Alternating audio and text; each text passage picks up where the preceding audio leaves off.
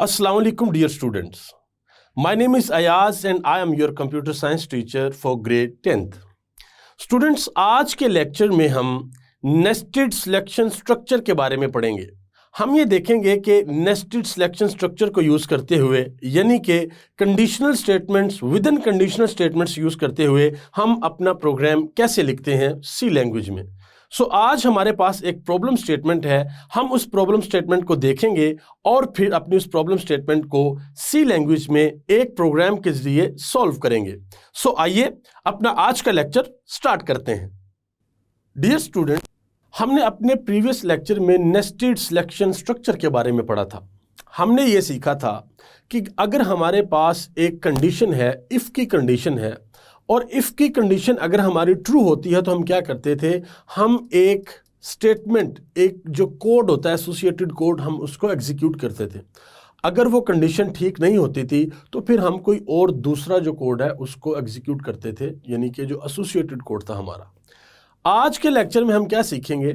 आज के लेक्चर में हम ये सीखेंगे कि वो कोड एग्जीक्यूट करना जो हमने सीखे थे, conditional statements with in conditional statement, जिसको हम कहते हैं नेस्टेड सिलेक्शन स्ट्रक्चर, आज हम देखेंगे कि उसका इस्तेमाल हम अपने प्रोग्राम में कैसे करते हैं। आज हम एक प्रॉब्लम को सॉल्व करेंगे। प्रॉब्लम हमारे पास ये है कि एक इलेक्ट्रिसिटी बिलिंग कंपनी है, वो अपने जो यूज़र हैं उनके बिल को कैलकुलेट करती है। और उनके बिल को कैलकुलेट करने का तरीकाकार क्या है कि दो टाइप के यूज़र हैं। एक वो यूज़र है जो कि इलेक्ट्रिसिटी को रेजिडेंशियल लेवल पे यूज़ करता है, और जो दूसरा यूज़र है वो इस टाइप का है कि वो इलेक्ट्रिसिटी को कमर्शियल लेवल पे यूज़ करता है।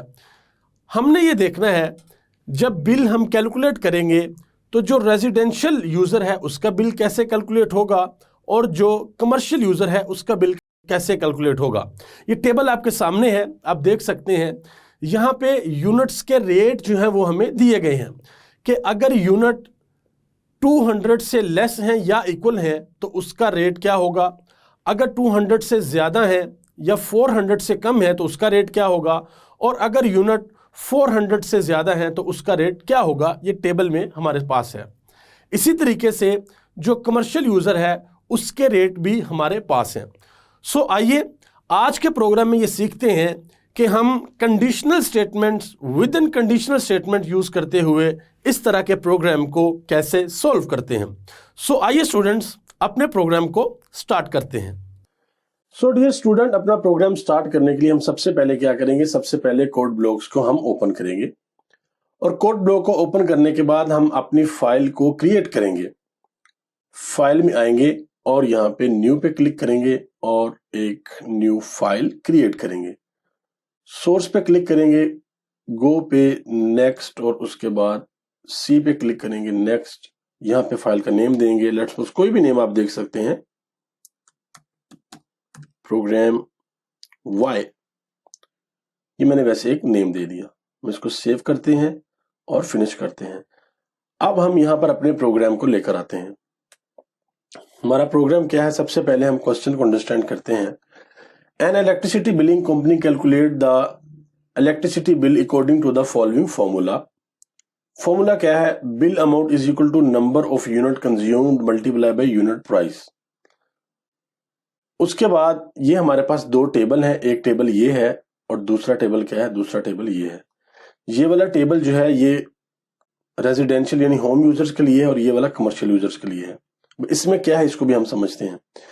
फिर प्रोग्राम में फर्दर है, write a program that takes the type of consumer and number of unit consumed as input, यानी कि टाइप ऑफ कंज्यूमर और सेकंड नंबर पे नंबर ऑफ यूनिट कंज्यूम, ये दोनों हमने एज अ इनपुट लेने हैं यूजर से। देन क्या होगा, program display the electricity bill of the user, के प्रोग्राम जो है वो इलेक्ट्रिसिटी बिल जो है वो यूजर का वो क्या करेगा, डिस्प्ले करेगा। यहाँ पर सिर्फ हमने एक दो चीज़ है जो बड़ी इंपॉर्टेंट है, उसको हमने समझना है कि सबसे पहली कंडीशन तो हमारे पास ये है कि हमने ये देखना है कि हमारे पास यूजर कौन सी टाइप का है, क्या वो रेजिडेंशियल यूजर है या क्या वो हमारे पास कमर्शियल यूजर है, कौन सी टाइप का यूजर है हमारे पास। हम पहले वो इनपुट लेंगे, उसके बाद हम ये देखेंगे कि उस यूजर ने कितने यूनिट कंज्यूम किए हैं। लेट्स सपोज एक यूजर है, वो रेजिडेंशियल यूजर है और उसने 200 यूनिट कंज्यूम किए हैं, तो उसका रेट होगा 12 रुपीज। अगर 200 से ज्यादा और 400 से कम यूज किए हैं तो उसका रेट होगा 15 रुपीज, और अगर 400 से ज्यादा कंज्यूम किए हैं तो उसका रेट होगा 20 रुपीज।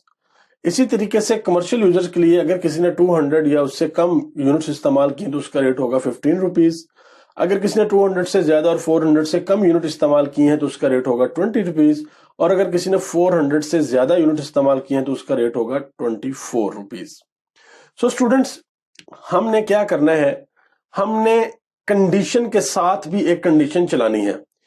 आपको याद होगा कि हमने अपने प्रीवियस लेक्चर्स में नेस्टेड सिलेक्शन स्ट्रक्चर के बारे में पढ़ा था कि नेस्टेड सिलेक्शन स्ट्रक्चर क्या होता है।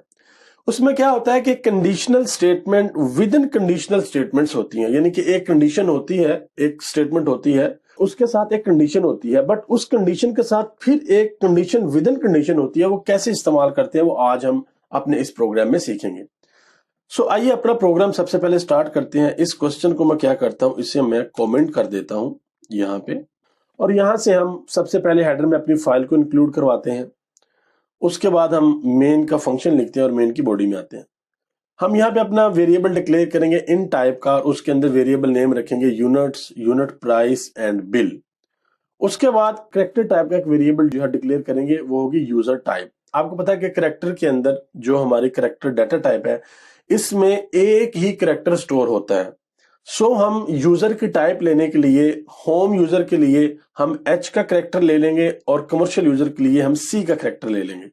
सो प्रोग्राम हमारा स्टार्ट कैसे होगा, प्रिंट F का जो फंक्शन हम उसको इस्तेमाल करेंगे, please enter H for home user and enter C for commercial user, और उसके बाद स्कैन F के थ्रू जो भी वैल्यू यूजर देगा वो हम यूजर टाइप को असाइन करवा देंगे अपने इस वेरिएबल को। ओके, यानी कि इस वेरिएबल को वैल्यू असाइन हो जाएगी जो हमने यहां पर डिक्लेयर किया था। उसके बाद फिर हम प्रिंट एफ का फंक्शन यहां पर लिखते हैं, और प्रिंट एफ के फंक्शन में लिखते हैं please enter the number of units consumed, कि जो नंबर ऑफ यूनिट आपने कंज्यूम्ड किए हैं आप उसको एंटर करें। सो यहाँ पे यूजर क्या करेगा, जब ये प्रोग्राम चलेगा तो यूजर यहाँ पे नंबर ऑफ यूनिट जो उसने कंज्यूम किए होंगे वो यहाँ पर एंटर करेगा। तो वो यूनिट जो है वो किसके पास चले जाएंगे, वो हमारे इस वेरिएबल के पास चले जाएंगे, वो वैल्यू इस वेरिएबल के पास चली जाएगी जो हमने फॉर्मेट स्पेसिफायर यहां पर यूज किया है। और उसके बाद ये वैल्यू जो है वो इस, जो यहां पर वैल्यू आएगी वो इस वेरिएबल को असाइन करवा दी। उसके बाद हम इफ की स्टेटमेंट लगाएंगे, if unit is less than और इक्वल टू 200, अगर हमारे जो यूनिट है वो लेस देन और इक्वल टू 200 है तो फिर क्या करो, फिर ये वाली स्टेटमेंट एग्जीक्यूट करवा दो, फिर ये वाली स्टेटमेंट एग्जीक्यूट करवा दो। सो स्टूडेंट, ये है इफ। आपको याद होगा हमने इफ का स्ट्रक्चर पढ़ा था कि ये इफ का कीवर्ड होता है, और फिर ये राउंड ब्रैकेट्स हैं, इसमें हम कंडीशन लिखते हैं, और फिर यहां पे हमारी होती है स्टेटमेंट। तो ये हमारी स्टेटमेंट है। ये इफ, ये भी इफ ही है, बट ये इफ है विद इन इफ, यानी कि कंडीशनल स्टेटमेंट्स हैं विद इन कंडीशनल स्टेटमेंट्स। इसको हम कहते हैं नेस्टेड सिलेक्शन स्ट्रक्चर। सो अब क्या होगा, क्या कि जब हमारी ये वाली कंडीशन ट्रू होगी तो हमारा ये कोड चलेगा, यानी कि इफ एल्स वाला कोड हमारा चलेगा। सो इफ एल्स इफ, ये भी हमने पढ़ा था कि इफ एल्स इफ क्या होता है।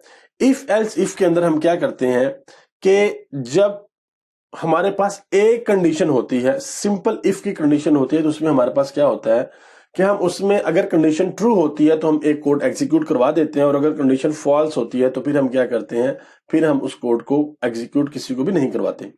बट अगर हमने ये करना हो कि हमारी कंडीशन एक ट्रू हो गई है, हमने उसको कोड एसोसिएट कर दिया है, और फिर हमारी कंडीशन फॉल्स हो गई है, उसको भी हमने कोड एसोसिएट करना, तो उसके लिए हम क्या करते हैं, उसके लिए हम एल्स को यूज करते हैं।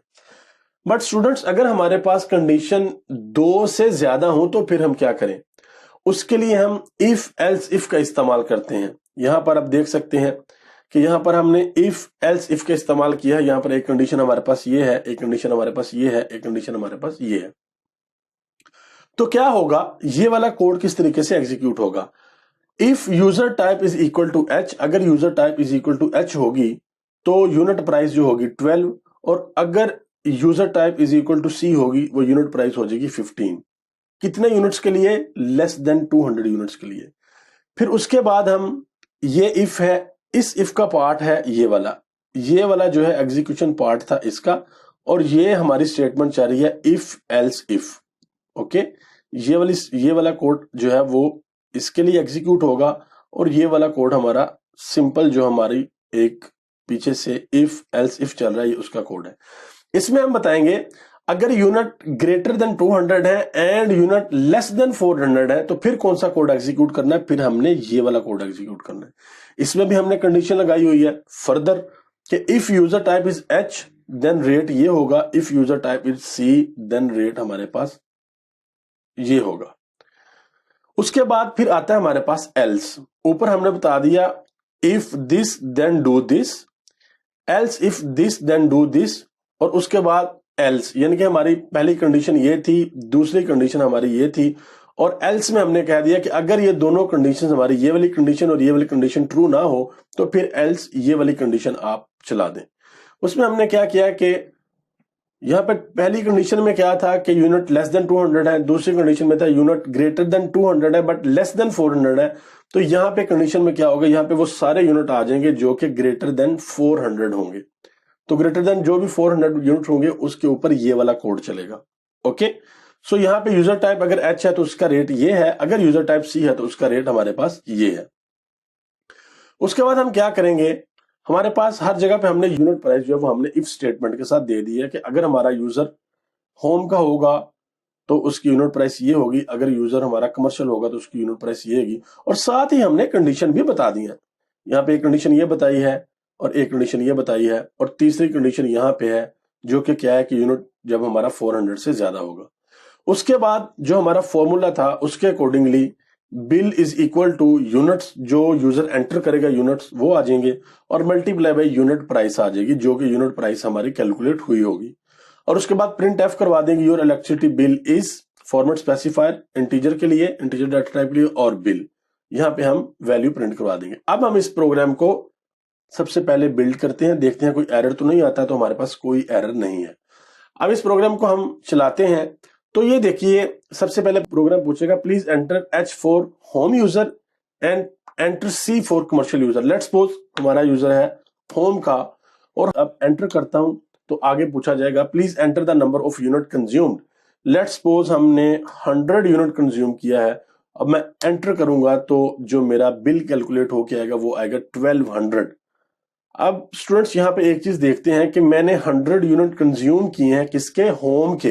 तो मैं देखता हूं कि 100 यूनिट हमने कंज्यूम किए हैं होम के, और उसको 12 के साथ मल्टीप्लाई करें तो बिल्कुल एग्जैक्टली हमारा जो आंसर है वो ठीक आया है, जो कि हमारा 100 जो है मल्टीप्लाई हो जाएगा किसके साथ, 12 के साथ। इसी तरीके से इसको हम दोबारा चलाते हैं और हम कहते हैं कि हमारा जो यूजर है वो है सी का, यानी कि कमर्शियल टाइप, और उसने भी 100 यूनिट कंज्यूम किए हैं तो वो भी हमारे पास कैलकुलेट होके आ जाएंगे। इसी तरह अगर हम कहें कि हमारा जो यूजर है वो एच टाइप का है और उसने 300 यूनिट इस्तेमाल किए हैं तो वो बिल भी हमारे पास यहाँ पर कैलकुलेट होके आ जाएगा।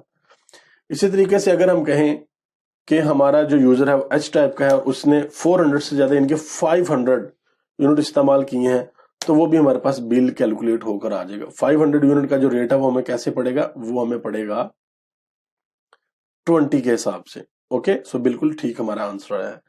इसी तरीके से कमर्शियल में भी देख लेते हैं। लेट्स सपोज हमारा यूजर कमर्शियल टाइप का है और उसने 300 यूनिट कंज्यूम किए हैं तो उसका भी बिल कैलकुलेट होकर हमारे पास आ जाएगा। और इसी तरीके से अगर हमारा यूजर जो है वो दोबारा हम देखते हैं कमर्शियल टाइप का है और उसने 500 जो यूनिट है कंज्यूम किए हैं, एंटर करते हैं तो उसका बिल भी हमारे पास कैलकुलेट होकर आ जाएगा। सो स्टूडेंट्स, ये था हमारा आज का प्रोग्राम जिसमें बेसिकली जो मोस्ट इंपॉर्टेंट थिंग हमने आज सीखी है वो ये है कि किस तरीके से conditional statement with in conditional statement हम लोग यूज करते हैं। यानी कि ये इफ की स्टेटमेंट थी जिसमें हम कंडीशन लगाते थे और किसी एक कोड को एग्जीक्यूट करते थे। तो आज उस कोड के अंदर भी हमने क्या किया है, उस कोड के अंदर भी हमने इफ की कंडीशन लगाई है और हमने करली ब्रैकेट्स का इस्तेमाल भी किया है। हमने सीखा था कि जब हमारी नंबर ऑफ स्टेटमेंट्स ज्यादा होंगी तो हम क्या करेंगे, हम करली ब्रैकेट्स का इस्तेमाल करेंगे। सो हमने क्या किया, हमने आज अपने इस प्रोग्राम के अंदर यूजर से 2 इनपुट ली हैं। यूजर से हमने ये पूछा है कि आपकी टाइप कौन सी है, क्या आप कमर्शियल यूजर हैं या क्या आप रेजिडेंशियल यूजर है, जब उस यूजर ने हमें टाइप दी, दोबारा चला के देखते हैं यूजर से, हम सबसे पहले टाइप पूछते हैं, फिर उसके बाद क्या आता है, हमने पूछते हैं यूजर से जो दूसरी इनपुट है कि आपने यूनिट कितने कंज्यूम किए हैं। सो यूजर ने जितने भी यूनिट कंज्यूम किए हैं वो यूजर अपने यूनिट यहाँ पर एंटर करेगा, और उसके बाद जब एंटर करेंगे तो क्या होगा कि हमारा बिल हमारे पास कैलकुलेट होकर आ जाएगा। सो स्टूडेंट्स, मैं उम्मीद करता हूं कि आपको आज के प्रोग्राम की सही से समझ आई होगी। स्टूडेंट्स, आपने क्या करना है, आपने भी इस प्रोग्राम को अपना सॉफ्टवेयर जो कोड ब्लॉक है उसको ओपन करना है, और ओपन करके सबसे पहले आपने इस कोड को देखना है, समझना है, फिर आपने इस कोड को टाइप करना है समझ के, और फिर आपने इसको बिल्ड करना है। अगर बिल्ड करने के दौरान आपके पास यहाँ पर कोई एरर आ जाए तो आपने देखना है कि आपका एरर कौन सी लाइन नंबर पर आया है। फिर आपने देखना है कि वो एरर है क्या आप कोई सेमीकोलन मिस कर गए हैं, क्या आपने कोई डबल कोट नहीं लगाया, या कोई सिंटैक्स आपने जो फॉलो नहीं किया, आपने उसको अच्छे से देखना है। और उसको देखने के बाद आपने क्या करना है, उसको देखने के बाद आपने अपने प्रोग्राम को रन करना है, और प्रोग्राम को रन करने के बाद डिफरेंट वैल्यूज देके आपने बिल को कैलकुलेट करवाना है। तो स्टूडेंट्स, मैं उम्मीद करता हूं कि आपको आज का ये प्रोग्राम सही से समझ आया होगा। सो डियर स्टूडेंट्स, ये था हमारा आज का लेक्चर, जिसमें हमने ये सीखा कि हम किस तरीके से कंडीशनल स्टेटमेंट को विद इन कंडीशनल स्टेटमेंट इस्तेमाल करते हैं और अपनी प्रॉब्लम को सॉल्व करते हैं। आज के लेक्चर में हमने ये सीखा कि एक इलेक्ट्रिसिटी का बिल किस तरीके से कैलकुलेट किया जाता है। हमारे पास एक प्रॉब्लम स्टेटमेंट थी, वो स्टेटमेंट ये थी कि एक इलेक्ट्रिसिटी कंपनी है, वो अपने यूज़र का बिल एक फॉर्मूले के अकॉर्डिंगली कैलकुलेट करती है। हमने उस फॉर्मूले को देखा और फिर अपने प्रोग्राम में, जो कि हमने सी लैंग्वेज में लिखा, उसके अंदर हमने नेस्टेड सिलेक्शन स्ट्रक्चर का इस्तेमाल किया और अपने प्रोग्राम को सॉल्व किया। सो मैं उम्मीद करता हूं कि आपको आज का लेक्चर सही से समझ आया होगा। जल्द मिलते हैं अगले लेक्चर में, तब तक के लिए अल्लाह हाफिज।